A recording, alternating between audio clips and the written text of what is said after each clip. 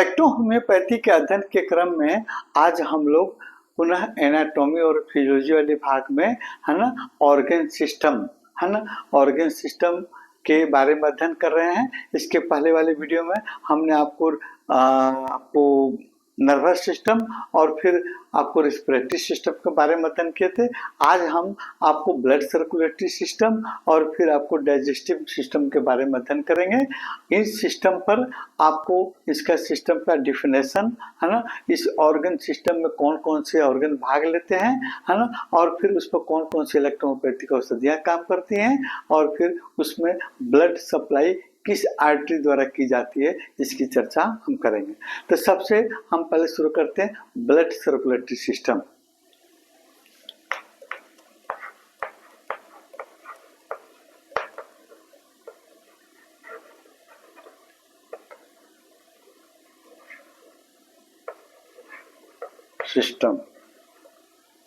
Blood circulatory system है ना, blood का आपको खून का परिवहन तंत्र या परिसंचरण तंत्र कहते हैं है ना। ये ब्लड जो हार्ट के माध्यम से और आर्टरी और वेन के माध्यम से हमारे शरीर के संपूर्ण भाग में ब्लड सप्लाई करते हैं और फिर ब्लड को फिर पुनः आपको हार्ट में लाते हैं, ये आर्टरी और वेन के माध्यम से है ना। यानी अगर सर्कुलेटरी सिस्टम की बात करें तो सर्कुलेशन मीन्स आपका ब्लड का सर्कुलेशन मीन्स आपको ब्लड का प्रवाहित होना, एक जगह से दूसरे जगह जाना है ना। अब ब्लड सर्कुलेटरी सिस्टम, इस सर्कुलेशन में जो जो ऑर्गन भाग लेते हैं वो सभी मिलकर एक तंत्र का निर्माण करते हैं जिसको हम ब्लड सर्कुलेटरी सिस्टम कहते हैं। यानी आपके हार्ट के द्वारा पंप किए हुए ब्लड को है ना आर्टरी के माध्यम से शरीर के सभी ऑर्गन में पहुंचाना ब्लड सर्कुलेटरी सिस्टम कहलाता है। और फिर पुनः वहां आपको ब्लड पहुंचाकर फिर गंदा रक्त को, वास्ट प्रोडक्ट को ब्लड के माध्यम से बाहर निकालना भी इस क्रिया के तहत आपको संचालित होती है आपको। यानी ब्लड का आपको शरीर में हार्ट के पंपिंग करने के फलस्वरूप आर्टरी के माध्यम से शरीर के सभी ऑर्गन में पहुंचना और फिर वास्ट प्रोडक्ट के रूप में ब्लड का बाहर निकलना है ना, ब्लड के माध्यम से बाहर निकलना, ये क्रिया ब्लड सर्कुलेटरी सिस्टम के अंदर होती है।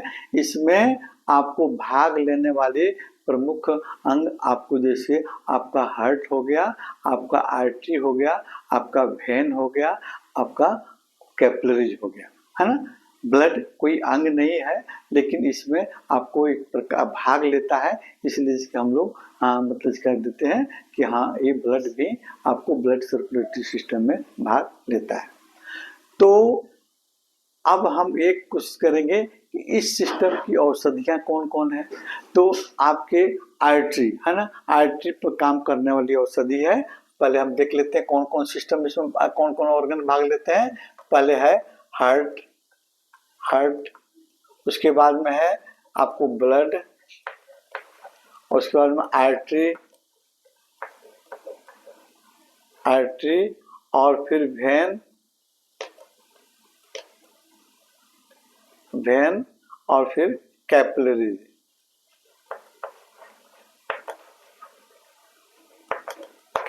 है ना। तो हार्ट पर आपकी औषधि काम करती है, पूरे हार्ट पर आपको A1, A2 और A3 है ना, और B इलेक्ट्रिसिटी में B, और ब्लड पर आपको A3 है ना काम करती है, और फिर आर्टरी पर काम करता है A1 और B है ना, वेन पर काम करता है A2 है ना, A2 और B, और कैपिलरीज पर आपको A1, A2 और B तीनों औषधियाँ काम करती है ना। तो ये आपका ब्लड सर्कुलेटरी सिस्टम पर काम करने वाले आपको इलेक्ट्रोहोम्योपैथिक औषधियाँ हो गई। अब आपको किस आर्टरी द्वारा आपको इस हार्ट में ब्लड सप्लाई करती है, यानी हार्ट तो सभी ऑर्गन में ब्लड सप्लाई करता है लेकिन हार्ट को भी तो एक ऑर्गन है, इसको भी ब्लड चाहिए है ना, इसके आर्टरी वेन को भी ब्लड चाहिए। तो ये जो है आपको कोरोनरी आर्टरी के माध्यम से आपको हार्ट के मसल्स को, है ना, आपको ब्लड सप्लाई किया जाता है। देखिए यहाँ हमने आपको हार्ट की बनाया दिया है, ये सिस्टम है ना, ब्लड सर्कुलेटरी सिस्टम है ना। तो ब्लड सर्कुलेटरी सिस्टम में आपको हार्ट को सप्लाई करने वाली कोरोनरी आर्टरी, है ना, ये दो भाग में होती है। फर्स्ट आपको राइट कोरोनरी आर्टरी जो हार्ट के राइट भाग में, दाहिने भाग में ब्लड सप्लाई करती है, उसके मसल्स को भोजन देती है। और फिर आपको लेफ्ट आर्टरी आपको हार्ट के लेफ्ट साइड में आपको ब्लड सप्लाई करती है, उसके मसल्स को भोजन देती है। और फिर आपका लेफ्ट आर्टरी आगे जाकर दो ब्रांच में बढ़ जाता है, जो हार्ट की सतह को और पीछे वाले भाग को, ब्लड साइड वाले भाग को ब्लड सप्लाई करती है ना। ये हो गया आपका ब्लड सर्कुलेटरी सिस्टम। आगे हम देखते हैं एक डाइजेस्टिव सिस्टम, है ना, पाचन तंत्र, है ना। डाइजेस्टिव सिस्टम, पाचन तंत्र, डाइजेशन यानी भोजन का पचना, भोजन के बड़े बड़े पार्टिकल्स को छोटे पार्टिकल्स में टूटना और शरीर के लिए पोषण और ऊर्जा का आपको बनाना ही आपका डाइजेशन कहलाता है। यानी भोजन के बड़े बड़े पार्टिकल्स को छोटे रूप में टूटना और शरीर के लिए पोषण और ऊर्जा को देना, है ना, वो आपका डाइजेशन कहलाता है। और इस सिस्टम में जो ऑर्गन भाग लेते हैं उसको हम आपको, जैसे जो ऑर्गन भाग लेते सभी मिलकर एक तंत्र बनाते हैं, जिसको हम डाइजेस्टिव सिस्टम के नाम से जानते हैं। चलिए यहाँ हम लिखते हैं डाइजेस्टिव सिस्टम।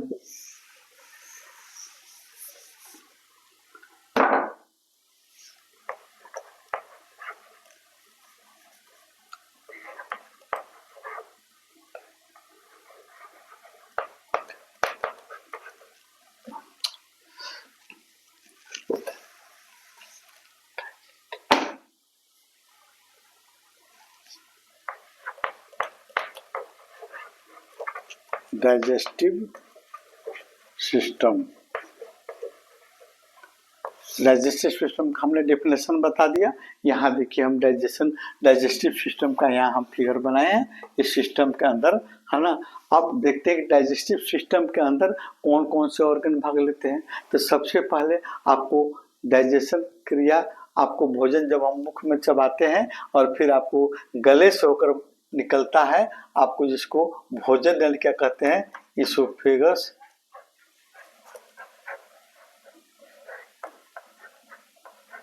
इसोफेगस। और फिर उसके बाद में शुरू आता है आपको stomach, stomach, duodenum, small intestine, small intestine, फिर लार्ज इंटेस्टाइन, और फिर रेक्टम और एनस। और फिर इसके साथ में और भी ऑर्गन होते हैं, जैसे आपका लीवर, गॉल ब्लडर,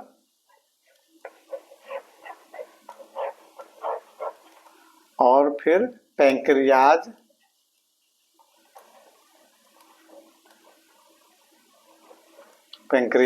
ये सभी ऑर्गन है, डाइजेस्टिव ऑर्गन है।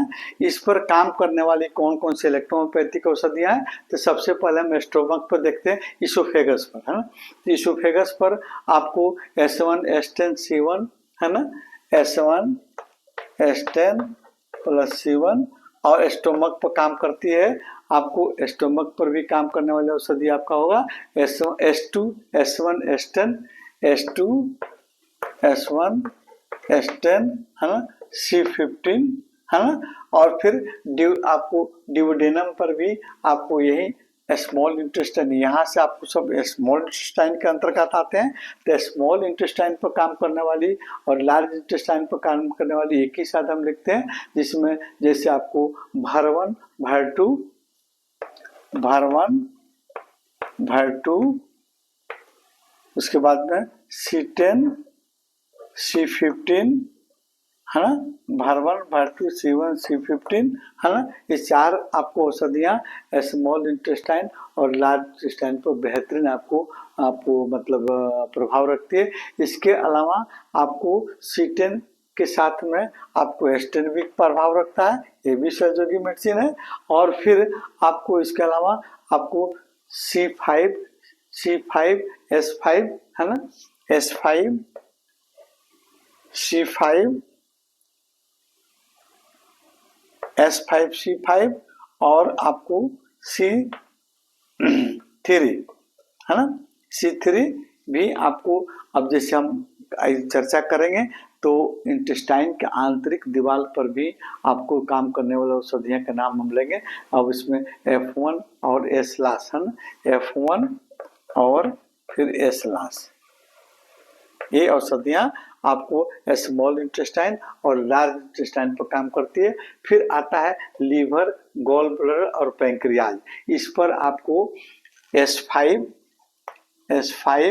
F1 F2 है ना, और फिर आपको C5 C1 C5 है ना, और फिर आपको गॉल ब्लैडर पर S2 है ना, S5 है ना, ये सभी औषधियाँ आपको लीवर, गॉल ब्लैडर और पैंक्रियाज पर अच्छी काम करती है। लीवर पे S10 भी बहुत अच्छा काम करता है ना।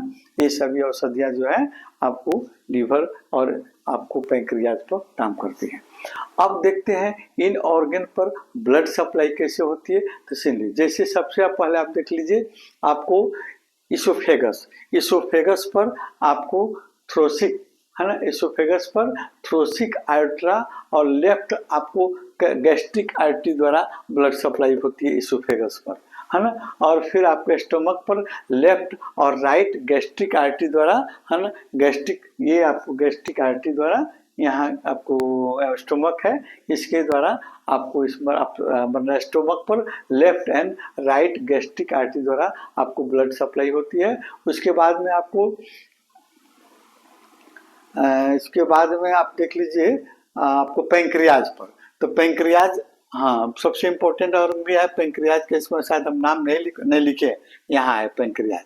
तो पैंक्रियाज पर कौन सी आपको आर्टरी, पैंक्रियाज पर आपको सुपेरियर और इन्फीरियर पैंक्रियाटिक ड्यूडेनल आर्टरी है ना, पैंक्रियाटिक ड्यूडेनल आर्टरी के द्वारा ब्लड सप्लाई होती है। और फिर स्मॉल इंटेस्टाइन पर, ये आपको छोटी आंत है, स्मॉल इंटेस्टाइन पर आपको मेसेंट्रिक आर्टरी और लार्ज आपको इंटेस्टाइन पर आपको मेसेंट्रिक आर्टरी, दोनों आपको मेसेंट्रिक, स्मॉल इंटेस्टाइन और लार्ज इंटेस्टाइन पर मेसेंट्रिक आर्टरी द्वारा ब्लड आपको सप्लाई होती है ना। और फिर आपको लीवर है ना, लीवर पर भी आपको बहुत अच्छा, अब जैसे हम बताएं ना हेपाटिक आर्टरी है ना, जैसे लीवर हेपाटिक सेल से लीवर बना होता है, इसलिए आपको लीवर पर हेपाटिक आर्टरी द्वारा ब्लड सप्लाई की जाती है। शेष हम आपको सिस्टम के बारे में अगले वीडियो में बताएंगे।